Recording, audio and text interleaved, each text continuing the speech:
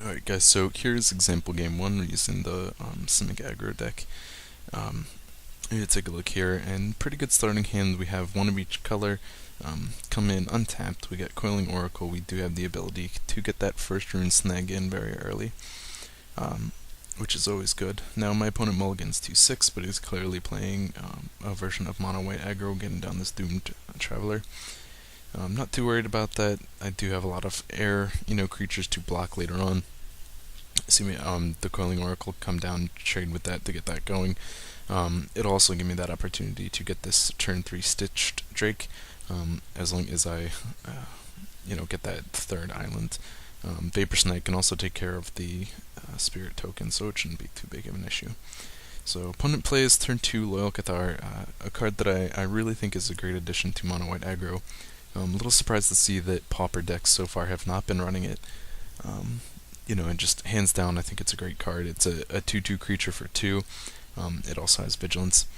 Maybe this is just my playstyle. I like to be aggressive. I have heard some people say that they don't think it's as good a card because it comes back and cannot block when it comes back. But as far as I see it is, if there's a Bone Splitter and you have this guy and he dies, they chump block him, then he's still coming back. You can put the Bone Splitter back on, and he is a 4/1 that they have to deal with.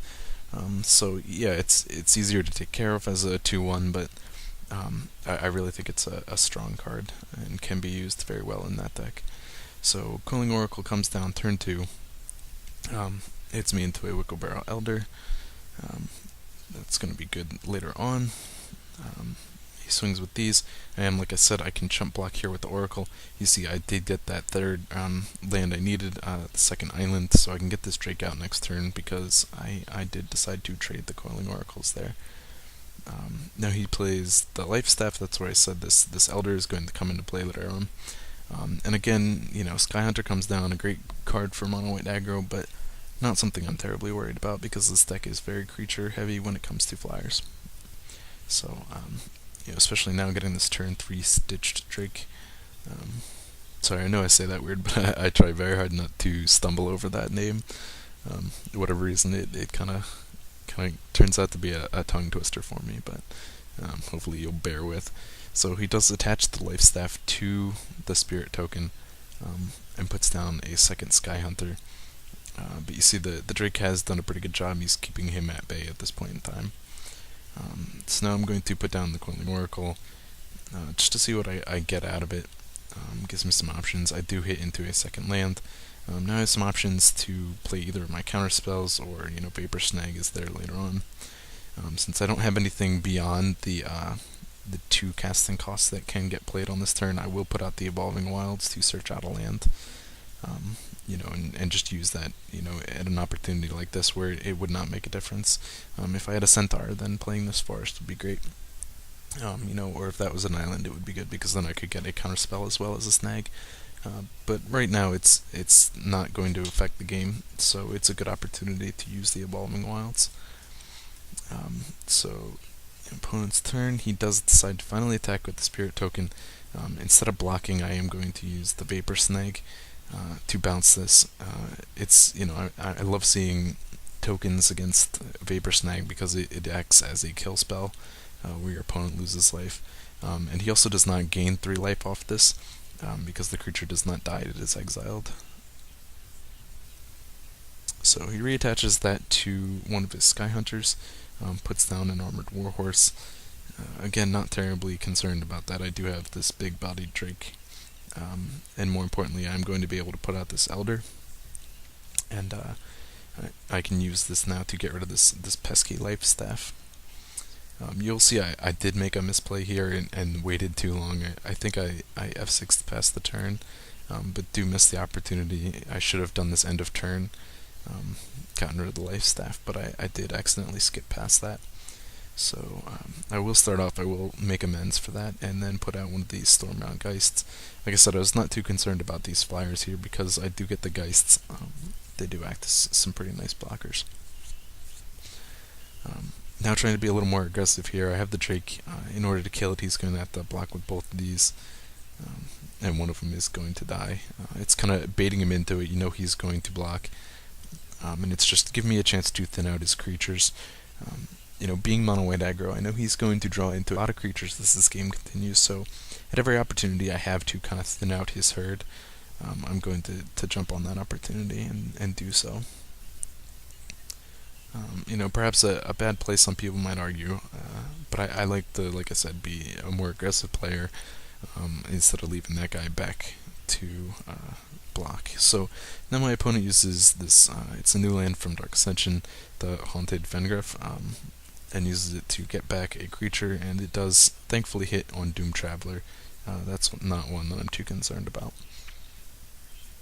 Again, it trades with the Oracle, and the flyers aren't a big deal either.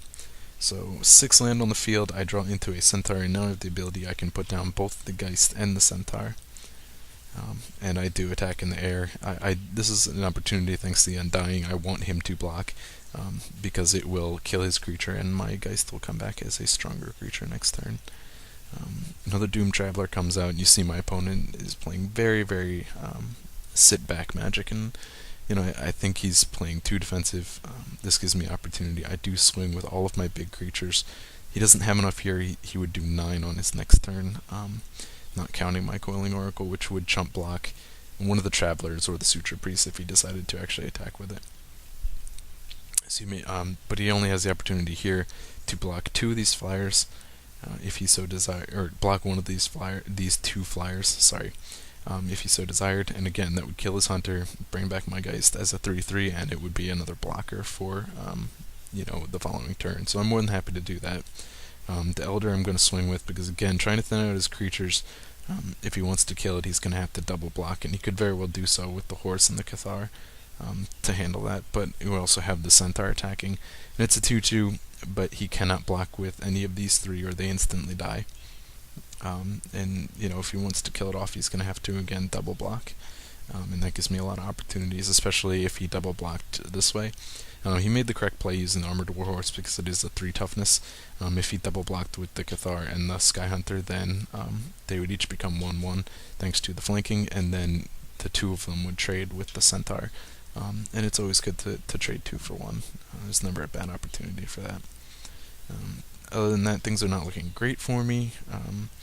Creatures on the field are looking really good, but I'm stuck with kind of heavy number of counter spells. Not exactly where I want to be. He tries to play another Cathar. You see, I did take the opportunity. I attempted to kill the Warhorse as opposed to this guy. The Warhorse is a bigger blocker, could cause me trouble later on, and I didn't want to have to worry about this guy coming back. The argument could be made that it would have made more sense to kill the Cathar, since it does come back and would not be able to block when it came back. But I wanted to get rid of that Warhorse, because if I get the Centaurs, I kind of like the appeal of flanking against these 2 toughness creatures. So you may disagree with that, but this was my reasoning at the time. Like I said, second Cathar comes down. I hit it with the Mana Leak. I still have not played my first Rune Snag. We just pop open the graveyard here real quick. You see, I have not played a single Rune Snag yet. So the first one's only going to counter unless he pays 2, which he does have the mana available for, and I do not have the mana to cast 2 Rune Snags to make that work.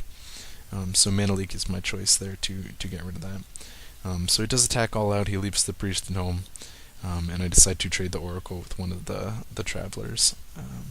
Again, he gets the flying token back, but I'm not too worried about that because I do have the 2 Geist in play. Now I start to attack with both of these guys, and then I realize I am only at 9 life. I do want to play at least a little more defensively, and leave him back to be able to chump block one of these guys. Like I said, I like to be aggressive, but there are some points in the game where you do have to kind of hold back a little bit. So now Life Staff comes out, and this I do want to get rid of. You see I draw a 3rd Rune Snag, but I do have 2 mana open, 2 blue mana open, so I am going to counter this with the first Rune Snag. He pays the 2, and then I can use the second Rune Snag to keep it from coming into play. I really don't want, at this point in the game, it's very close. My opponent is very reluctant to attack into me, and probably rightfully so. So I want to kind of keep the life totals as close as possible, and I don't want to have to rely on drawing. I already got rid of, the life staff before, and you don't really want to have to, deal with that again. I am only running 3 copies of the Elder, and I've got 1 on the field, so it kind of decreases my opportunity to get those into play. So anyways, get down the Assault Zeppelin. I do have mana open again for Rune Snag, and it will provide me with a blocking body so that I can swing through with both Geists. Again, kind of daring my opponent to block. And he very well could use the Spirit token to do so, but the Sky Hunter is going to trade and just make it more powerful on my end. So he attempts to play another flyer. The Skyguard will give him life, so I definitely did not want that coming down and hit the 3rd Rune Snag right there. Now we see Geist number 3. I am going to attack with all 3 flyers. Again, he doesn't have a lot of options for blocking. The trampling on this is great. If he decides to jump block with the Spirit, he's still taking 2. He's going to be forced to block here. I am going to be able to put this Geist down and block next turn if he holds back the Sky Hunter. But you see he does take the opportunity to kill the Zeppelin, and you kind of just, you forced him into that point in this game. It's still relatively close. I am down to 8 life, but I am at the advantage here, unless he draws... Actually, no. There's nothing he can draw as an out here because sorry, it's my phone. Because he does not have more than 1 card in hand. If he draws a flyer, he's only going to be able to block 1 of these Geists, as opposed to all 3. So he does actually get the flyer. He attacks through with the Cathar, but I had the Elder open and available, so I did take the opportunity to just block it. And now I can just swing through with these Stormbound Geists and take it in the win.